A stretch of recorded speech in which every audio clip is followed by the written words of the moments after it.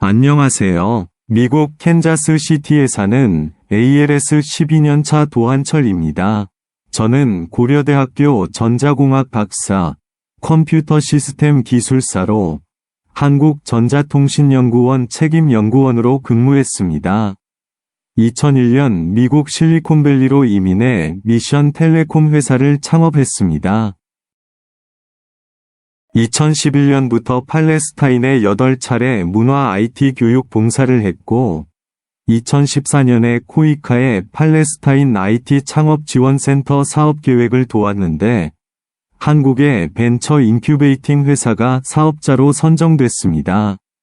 인생 후반기 계획이 무너지자 스트레스로 몸에 급격하게 힘이 약해지는 증세가 왔고 2015년 UCSF 병원에서 ALS 진단을 받았습니다. ALS를 사는 것은 스스로 할 수 있는 것이 점점 없어지고 다른 사람의 도움을 받아야 하는 삶입니다. 그렇지만 영향력은 몸을 움직여서 무언가를 할 때만 나오는 것이 아니라 존재감으로도 나올 수 있습니다. 제가 12년의 투병 생활을 통해 경험한 ALS 중증 장애인의 가치 있는 삶으로 가는 5단계에 대해 나누려고 합니다. ALS와 동행은 고통스러운 여정이지만 치매처럼 자신을 잃어버리는 것도 아니고 말기암처럼 주어진 시간이 없는 시한부 인생도 아닙니다. 근육이 죽어가는 것만 바라보지 않고 자신의 정체성과 소명을 확인하고 복지와 의료 지원 체계를 잘 갖추고 위기 관리를 잘하면 의미 있고 가치 있는 삶을 준비할 수 있습니다. ALS가 나에게서 많은 것을 빼앗아가고 내 육체를 가둬놓아도 전에 내가 누구였는지를 잃지 않는다면 내 영혼의 자유와 고귀함까지 가둘 수는 없습니다. 가족은 무너진 전체의 삶에서 작은 부분부터 회복해 나가는 열쇠입니다. 불치병 진단을 받고 캔자스 시티 기도의 집에 몇 달 머물고 가족들과 함께 미국과 한국의 여행을 다니며 나의 정체성을 회복했습니다. ALS 3년차에 아내의 부축을 받고 탄자니아에 가서 중학교에서 컴퓨터를 가르쳤습니다. 집에 컴퓨터 한 대도 없는 아프리카 청소년들이 컴퓨터 교육에 열광하는 것은 희망을 받기 때문입니다. 팔레스타인까지 돌아보고 왔을 때 이제 제가 무엇을 해야 할지 명확해졌습니다. 미국에서는 65세부터 지급되는 연금이 ALS 진단받은 날부터 지급되고 보호자에게 매일 10시간으로 산정한 간병급여가 지급되어 안정적인 생활을 할 수 있습니다. 미국은 정부가 MPO들에게 재정 지원을 해서 복지 정책을 펼치는 것이 활성화된 나라입니다. 저도 캔자스 시티 ALS 협회로부터 아이 트래킹 컴퓨터, 환자용 리프트 등을 기부받았습니다. 미국에서는 연방과 주 정부에서 무료로 제공되는 의료보험으로 ALS 환자의 모든 의료 치료와 의료기기, 의료 물품들이 100% 커버됩니다. 저는 UCSF 병원 의사가 치료 방법이 없다고 한 뒤 12년 동안 미국 병원에서 어떤 치료를 받거나 복용하는 약이 없었습니다. 한국의 병원에서는 ALS 치료를 위해 다양한 노력과 서비스를 하고 있는 것을 보았습니다. 2017년 몸의 모든 기능이 위기가 왔을 때 아내는 한국행을 결정했고 호흡곤란이 왔을 때 고대 구로병원에서 기관지 절개 시술을, 강남 세브란스 병원에서 호흡기 재활과 위루술 시술을 받을 수 있었습니다.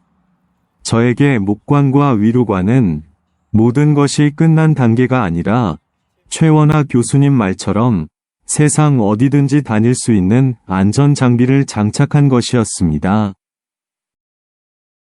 우리 모두가 각자 이 땅에 보내진 소명이 있듯이 ALS로 사는 이 상황에서도 각자에게 주어진 소명이 있습니다. 소명을 삶으로 살아내는 것이 가치 있는 삶입니다. 아프리카 청소년에게 희망을 주었던 것처럼 ALS로 중증장애인이 된 내 몸에서 연약한 사람들에게 희망의 메시지를 전하는 것이 ALS로 사는 제가 받은 소명이자 계획이 되었습니다. 새로운 일을 시작한다는 것은 현재 상황에 문제가 있는 것을 알지만 무기력한 삶에 익숙해져 있고 두려움 때문에 벗어나지 못하는 곳에서 비전을 바라보고 한 발자국 옮기는 것입니다. 어려운 상황을 가족과 함께 시작합니다. 가족은 가치 있는 삶을 시작하는 열쇠입니다. 인공호흡기를 달고 온몸이 마비된 ALS 환자가 시작해 볼 수 있는 일은 생각의 전환이었습니다.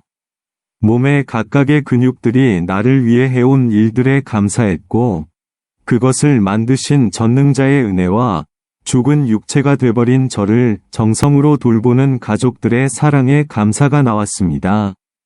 감사는 미소 짓는 얼굴을 만들었습니다.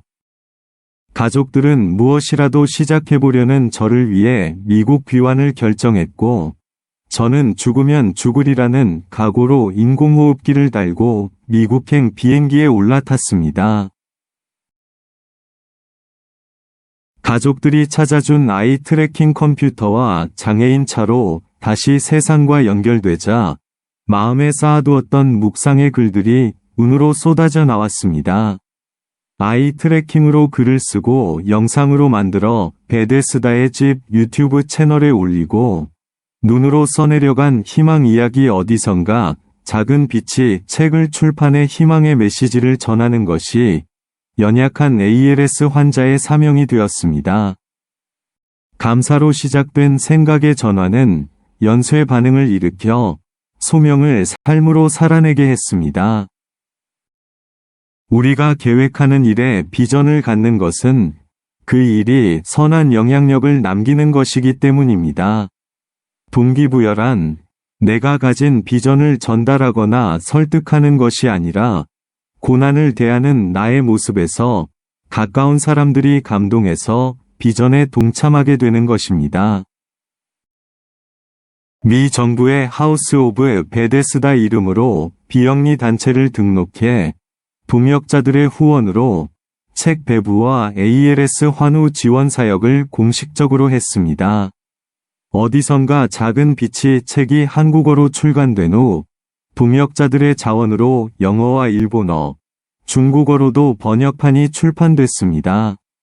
눈으로 홈페이지를 만들어 사역을 소개하자 많은 동역자들이 병원, 교도소, 장애인 단체, 재활센터, 군 부대 같은 기관과 일본, 중국, 미국, 탄자니아, 스페인 같은 나라들에 배포해 주셔서 지난 2년 동안 8,650권의 책을 배포할 수 있었습니다. 많은 동역자들이 ALS 환우를 위한 장애인 차 구입 펀드레이즈에 동참해 주셔서 환우 상담과 물품 지원을 할 수 있었습니다. 극단적인 선택을 생각하고 있었는데 이 책을 읽고 다시 삶의 희망을 가져보기로 했다. 감옥 생활에 아무런 희망이 없었는데 이 책을 읽고 출소 뒤에 어떤 삶을 살아야 할지 희망을 갖게 되었다. 불치병이라 치료 방법은 없지만 나의 약함을 통해 건강했을 때보다 더 많은 지역과 사람들에게 희망의 메시지를 전하고 절망 가운데 있는 영혼을 살려내는 영향력이 된다면 제 병은 이미 회복을 얻은 것입니다. ALS 중증 장애인이 일관되게 가치 있는 삶에 집중할 수 있었던 5가지 요소들이 있습니다. 제가 유일하게 복용하는 약은 외출할 때 가래약과 가족의 사랑이라는 영양제입니다. 12년 동안 저의 손과 발이 되어주고 제 몸에서 나오는 모든 오물을 받아내준 아내는 눈 깜빡이는 반응밖에 못하는 제 앞에서 열심히 말하고 웃어줍니다. 그리고 수시로 저에게 이렇게 살아 있어줘서 고마워요 라고 말합니다. 미국에 돌아온 후 두 아들이 저를 돕기 위해 캔사스시티로 모였습니다. 캔사스시티가 중부지방 작은 도시라 염려가 되었는데 이들에게 새로운 기회의 도시가 되었습니다. 자녀들이 ALS로 고난 가운데 있는 부모를 공경할 때 그 부모는 저주받은 인생이 아니라 자녀들에게 축복을 흘러내리는 통로가 됩니다. ALS 초기에는 엄지 손가락 하나로 마우스를 클릭해서 다음에는 발로 조이스틱을 움직여서 다음에는 눈으로 하는 아이 트래커로 컴퓨터를 하고 컴퓨터를 못할 때는 글자판을 사용해서 꾸준히 글을 쓰는 창작 활동과 의사소통을 해왔습니다. 침대에 누워서 인생과 신앙에 대한 글과 누군가에게 줄 도움 말들을 머리에 서너 페이지 띄워놓고 다듬는 작업을 한 뒤에 가슴에 새겨둡니다. 그리고 컴퓨터 모니터를 눈앞에 가져다주면 가슴에 새겨진 글을 눈으로 적어 내려갑니다. ALS 환우를 위해 펀드레이즈하고 투병 가이드북을 써서 보내고 필요한 물품을 아마존에서 오더해 보냅니다. 스스로 아무것도 할 수 없는 사람이 창작 활동을 해서 희망의 메시지를 전하는 주체가 되는 것. 다른 사람의 도움을 받아야 사는 사람이 다른 연약한 사람들을 돕는 주체가 되는 것. 그것이 ALS 중증 장애인이 가치 있는 삶을 사는 엔돌핀이 됩니다. 사람들이 저를 어떻게 바라보든 우리 가족은 저를 레스토랑, 쇼핑몰, 극장 등으로 데리고 다니고 매년 휴가를 내서 캠핑카로 가족여행을 다녀옵니다. 덴버 리조트에서 가족과 함께 산책을 하고 있는데 한 미국인이 저희한테 다가와서 자기는 암투병이 너무 힘들어 삶을 포기하려고 리조트에 왔는데 우리 가족의 모습을 보고 다시 투병에 대한 의지를 갖게 됐다고 떨리는 목소리로 말했습니다. 아내가 제 책을 건네주자 눈물을 글썽이며 가슴에 꼭 안고 있었습니다. 입으로 말을 못하고 음식을 먹지도 못하지만 식당에서 좋아하는 사람들이 맛있게 먹는 것을 보는 것이 맛있고 재밌는 대화를 듣는 것이 즐겁습니다. 가족여행과 매주 정기적인 외출은 마주치는 사람들의 따뜻한 미소와 손을 흔들어주는 인사를 통해 죽은 자로 살아가던 제가 아직 살아있다는 격려를 받고 그들은 저를 통해 일상에 대한 감사를 회복하게 되는 가치 있는 활동입니다. 하우스 오브 베데스다 사역을 후원해주는 캘리포니아의 한 교회는 매년 팀을 구성해 저희 집을 방문해서 워크숍을 갖습니다. 올해도 장애인 사역 워크숍을 갖고 ALS 중증 장애인과 동행하는 여행을 다녀왔습니다. 고통스러운 ALS 여정도 소명을 삶으로 살아내면 많은 동역자들이 동행해주는 가치 있는 여정이 됩니다.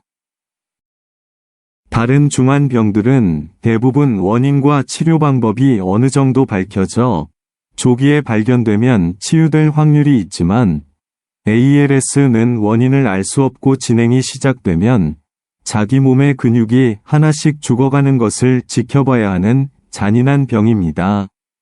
그래서 마음의 평안과 소망이 절대적으로 필요합니다. 저는 제가 믿는 신앙을 통해 이 삶을 살아내는 이유와 고통의 삶을 마친 후에 돌아갈 곳을 알기에 소망과 평안을 갖고 가치 있는 삶을 보내고 있습니다. 우리 인생은 여러 삶의 작은 조각들로 이루어지는 퍼즐 그림과 같습니다.